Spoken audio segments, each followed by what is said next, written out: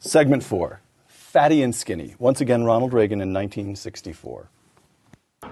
We have so many people who can't see a fat man standing beside a thin one without coming to the conclusion the fat man got that way by taking advantage of the thin one.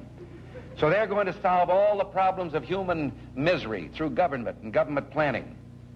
Well, now, if government planning and welfare had the answer, and they've had almost 30 years of it, shouldn't we expect government to read the score to us once in a while?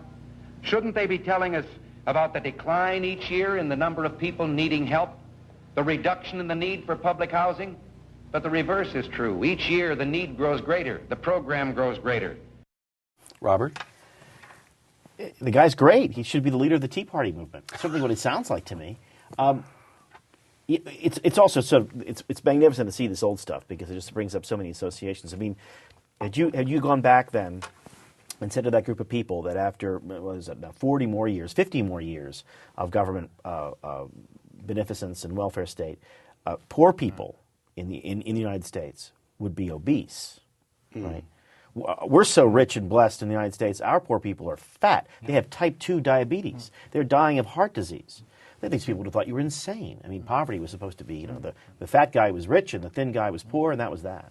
Mark, government spending in 1911, as the year Ronald Reagan was born, 9% of GDP.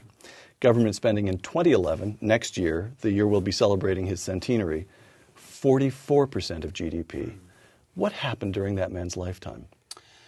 Well, I think it became possible to have big government. I think, for example, if you go back to when McKinley was assassinated, which was pretty much 100 years to the day before 9/11, people were upset because McKinley was assassinated. They thought he was a nice fella. He didn't deserve to be shot, but he didn't impinge on their life in a daily way, the way the modern president does. He dealt with foreign affairs. He was in Washington, but he wasn't a living presence in their lives. And I think we now have something. Tocqueville foresaw this. When we talk about absolute monarchs, in reality, an absolute monarch in medieval Europe, he may in theory dominate every aspect of your life, but he can't in practice. And so what it means is that, you know, once every couple of years, some guy in velvet knickerbockers may ride into your barnyard and tell you you've got to pay a tax on this or a tax on that. But the rest of the time, you just get on with your life. In theory, he holds absolute power. In practice, he doesn't. What we have now, I think, is a situation where, you know, imagine if they'd held the original Boston Tea Party and George III is sitting back in Buckingham Palace and he's going, hey, close up on that guy in the second row. Isn't that, what's his name? Yeah, that's right. Let's check his tax returns. Freeze his bank account. Right. And I think just technically it's possible to have big government now in a way that wasn't the case even as recently as McKinley's time. And if you look at the chart of the growth of government, you get peaks during the First World War and the Second World War. But eliminate those peaks, and you still get a very smooth upward slope, which during Reagan's presidency flattens out, and then it resumes the climb. So the question there is this a cry that is essentially hopeless? Stop the growth of government, but we just can't. Well, of course we can. I mean, I think that's a symptom of how rich we became so rich that really at a certain point we're arguing over a top tax rate that, you know, we're a wealthy country, everybody's doing very well. It's really hard to make the case that we need to be more parsimonious. And somebody comes to you and says, look, you know, let's simplify this thing. We'll just tax you but 2% more on your income, and you know what, you don't have to feel guilty anymore.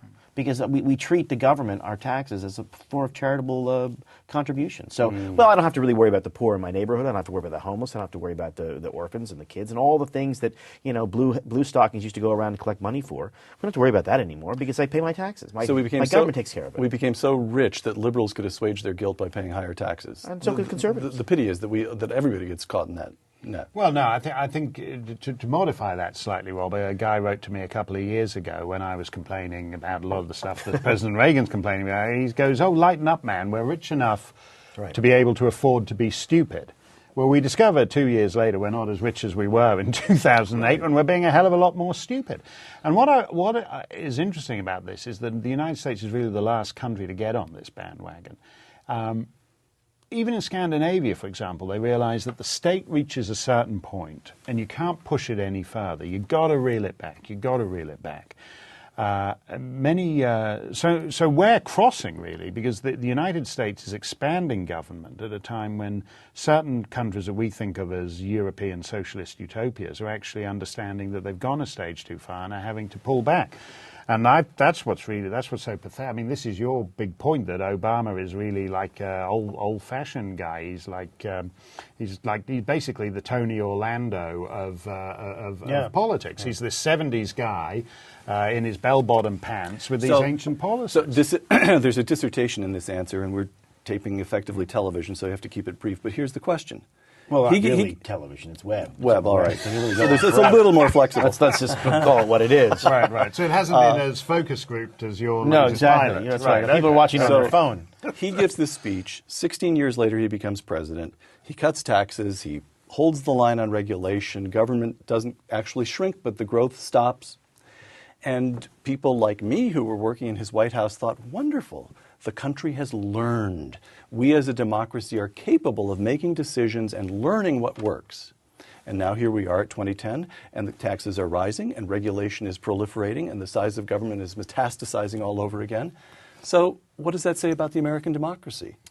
We're incapable of learning lessons. Well, I think what it says is that these are eternal battles. You don't win. That's why everything he says sounds relevant today, because the price of liberty is eternal vigilance. And in part because of what you think of where America would be if we'd had a second Carter term. I think we would have lost the Cold War. I mean, the Soviets were gobbling up real estate all over the world during the Carter term, including just offshore in Grenada. If we'd had a second term, the whole thing would be kaput. But instead, Reagan came in 1980, did great things. But 1980 is 30 years ago. So there are millions of middle-aged Americans who have absolutely. You can say Jimmy Carter, but they got no memory of Jimmy Carter.